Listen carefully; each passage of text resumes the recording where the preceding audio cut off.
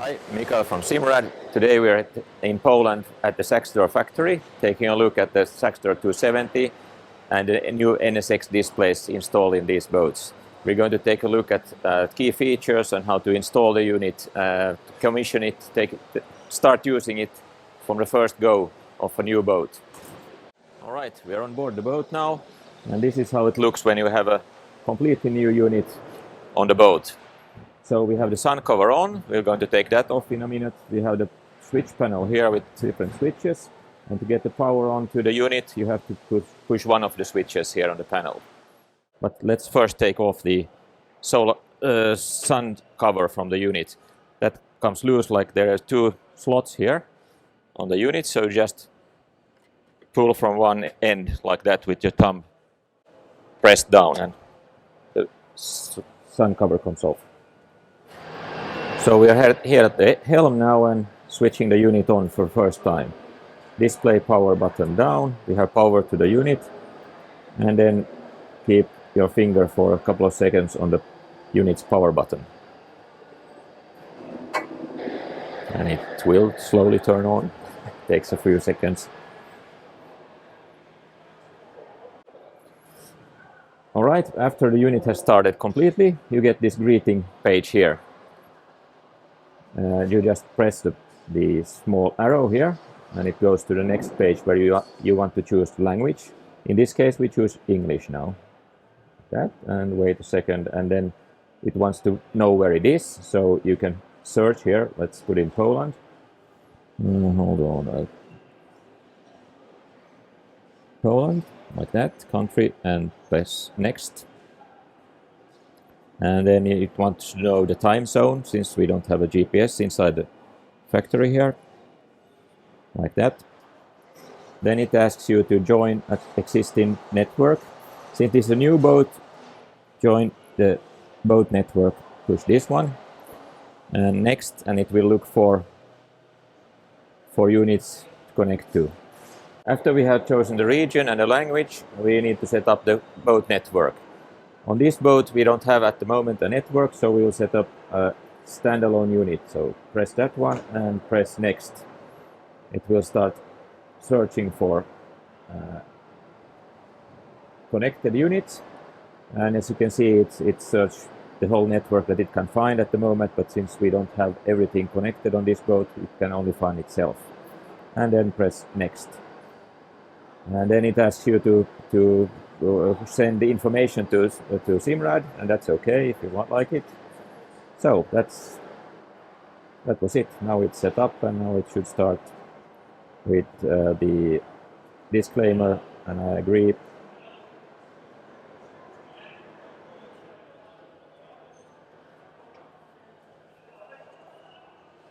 Like that.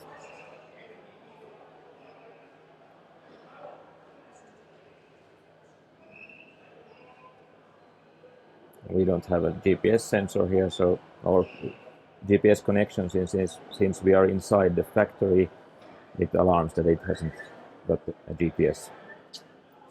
So when the unit has started up, it shows the map as default, and this unit uses CMap chart cards, and it will not work with anything else at the moment, but we will shortly update with softwares so that it can use third-party charts also. But as you can see, we have the world chart here, and now we are in Poland, so we can zoom in here.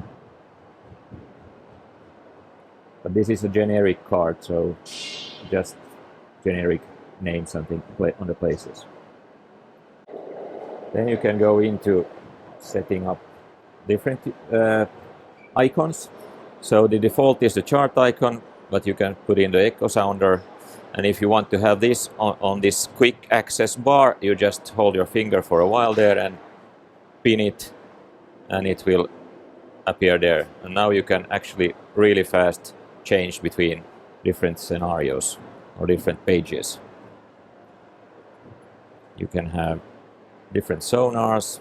This boat has only one sonar transducer, so actually you can't have this many, but we'll take a look at that later. You can set up new pages, Just drag and drop.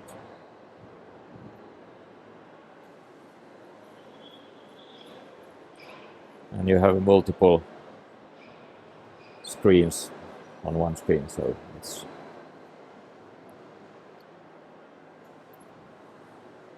and you have full control of the connected stereo system. And now it can't see it because we don't have a network working. On the home screen you can see these different icons here.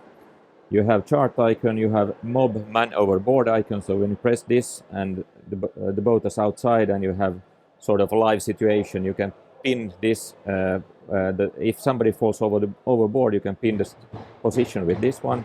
Then we have chart, we have echo sounder, we have side scan, we have down scan. These are all optional transducers that you can buy as an option to the boat. Then we have waypoints and routes. You can make your own routes and tracks. And we have instruments. So you can have engine instruments on the display. We had tidal charts also if you boat in an area with tidal water. And then we have fuel. And then we have, of course, to make your customized icons. And let's go into the chart now. We have already pinned here some icons, so it changes really fast between these icons.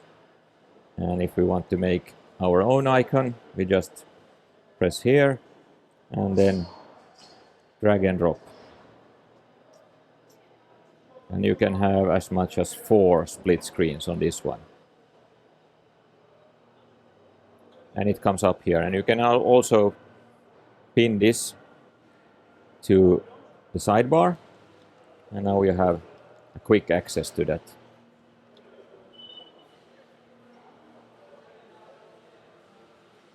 It's really fast actually when you have them pinned to the sidebar. Let's continue the setup. And you can make custom icons by touching the plus here and then just drag and drop the data you want to have on the screen, and up to 4 different data you can have, and then press save and you will have a screen like looks like this. Now we have engine data, we have sonar and chart. You can also pin this to the sidebar, so you have quick access to it from the other apps.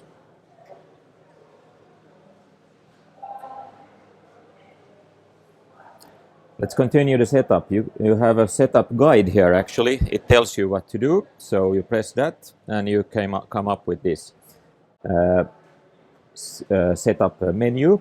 We have at the dock to do, and then at the water, on the water actually.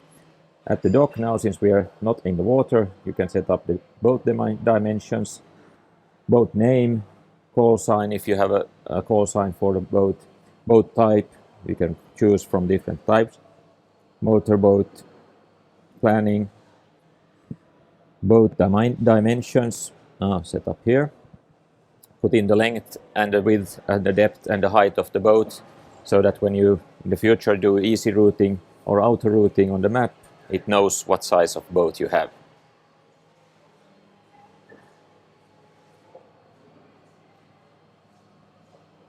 You can select sources here again, but that's done already.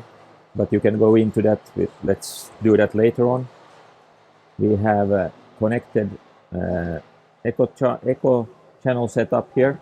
So if we have a echo sounder connected, you can set up the transducer and the settings for that one.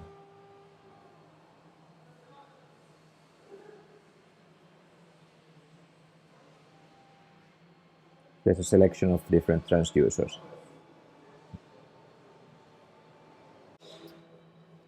On the setup menu, you can go into alerts, where you have general alerts. You can choose to mute them, you can choose to show them, you can choose that it alarms you with a loud noise or a loud siren, or then just pops up on the screen. And you can also delete old alarms from here.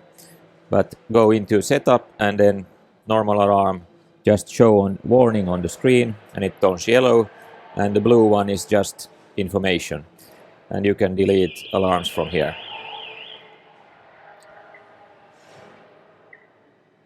And you can have, of course, different alarms, but most of them are, if they're safety alarms, they are in red, and it plays a sound and alerts you on the screen. If they are just general alarms, it's usually just a pop-up on the screen, not a siren or a loud noise in that sense. Let's go into display. You can set up the brightness of the display either here. I can show you a shortcut to that also. You can put it in night mode. And then you have it in red, and it doesn't blind you when you drive at night. We have the Ethernet set up here. But if you have a IP camera on the network, you set it up from there. We have a security. You can put in a PIN code so that you can actually lock the screen so nobody can use it without the PIN code. We have connectivity. You can connect the unit to a Wi-Fi hotspot. You can use the unit as a hotspot, but then of course you can't connect to internet, but that's a different story. You have both network. You can look at the devices found on the network. You have sources. So when you have different sources here, you have, now we only have GPS and depth, echo sounder, but we have no transducer connected, so we can't show the transducer here, but otherwise you can go into setup and do different, choose different sources from this setup. You can go into general. There's about this unit, and you can check the device name. You can change even the name. You can choose whatever you like for the name. You can go into look, or actually tells you the software that's currently installed in the unit. And this one actually has an old software, so we will talk about how to update the software and in a later edition. It tells you a little bit of the unit itself, but that's general. And then we have preferences here. You can choose the language. You can change this every time, anytime you want. And of course the region where you use it. You can put in your own preference. Do you want to have time in 12-hour or 24-hour units? You have units for speed, knots, kilometer per hour, or the ones you prefer. So everything is changeable anytime you want. Okay, we have also an entertainment tab here. So when you have a radio connected to the NMEA network, it auto-populates this, and you can see the units that connected and actually control the unit from here.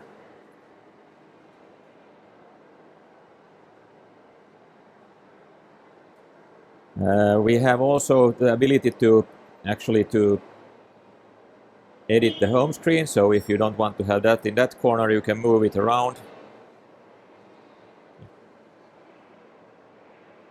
So you can play with this the way you want to have them.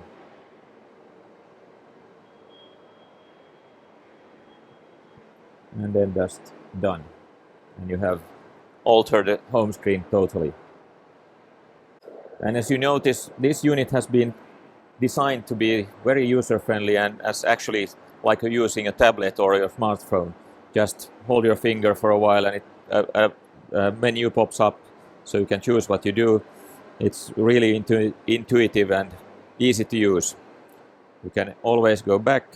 You can change whatever you like, whenever you like. So it's really easy. And remember, you can't do anything wrong, so you can always start from the beginning. So by actually resetting the unit completely, you can start from the beginning. So no harm done if you do something wrong. And one thing I need to mention also is these custom apps that you create yourself. You can anytime remove them. When you have created this custom icon, it pops up here in the menu. But you can create any custom app anytime you want, and actually you can remove them easily from here. If you just create one for one trip, you can remove it when you don't like to use it anymore. Okay, let's take a look how to update the software on this unit. On an NSX unit, press here and then go into in general, and then software updates, and you can see here that it's automatic. Then let's go behind the unit and do it this time with the software update card that I have pre-populated with the software. So let's go inside here. All right, in order to get behind the unit, to get the memory card in the unit, the slot is here behind this rubber thing. Also the chart card goes in the same place. So if you have a chart card in there, you need to take that out first and then put in the software update card, and it goes with the connectors to the rubber, so like that. And then we need to go on the other side. Okay, let's take a look at the connectors we have on the back side of this unit. So we have the NMEA connector, it's connected here. We have the power connector, the power cord for the unit, it's here. Then we have an Ethernet, so if we would have a radar, this would be populated with a cable. And then we have the sonar transducer connector here, and then we have an USB port. You can actually do the update also from the USB port for the software, but usually you connect you connect an external card reader or something like that. And we also, here we can have a look at the NMEA network. So we have a complete network here with the both terminators in both ends, and then we have one going probably to the engine, one going to the display, and the other one's going to probably the stereo system. Yes, there's a stereo system on this boat, so everything is connected to the NMEA network and connected to the display also, so you can steer the units from the display. Let's have a look now how you should download the latest software for the NSX display. You go in either Chrome or whatever you use, but I use Chrome, so let's have a look how it works there. So SIMRAD, yeah, thing, and then press enter and you get a selection of, and here you can select then help and support, and we get a page where you can choose software updates and then choose product.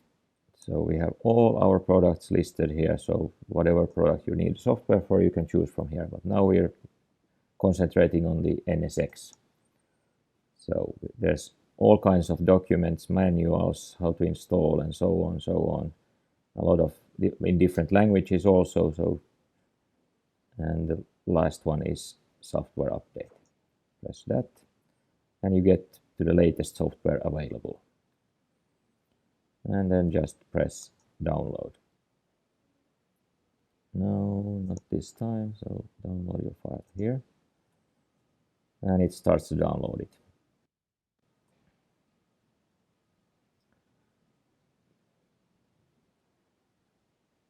So it takes quite a long time here, so I think I will go to just show you how it looks.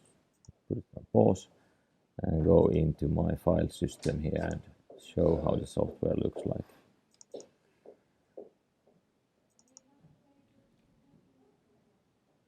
And let's go into, hold on, NSX. I have this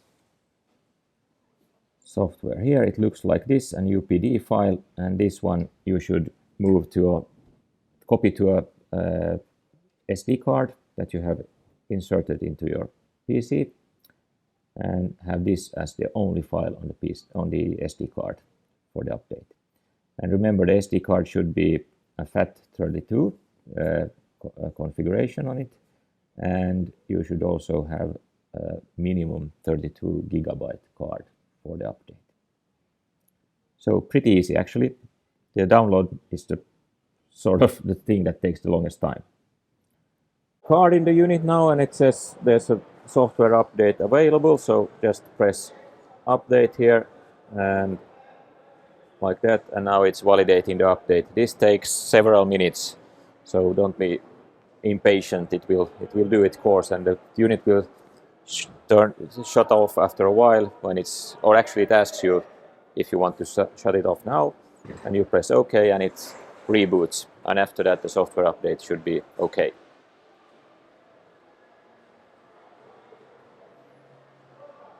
And now let's wait for it to do it, and then I show what we can do after that, so what we recommend to do after that. So. Okay, now the software has downloaded to the unit, and it asks you to finalize the software update, and in order to do that it needs to restart. So you just press restart and the unit will boot, and the card is still in the unit, so don't take it out before this particular thing has done its course. It takes a few minutes now, it reboots and starts again, and then when it's finalized I will show you what to do after that, so stay tuned. And the software is updated, so you just have to click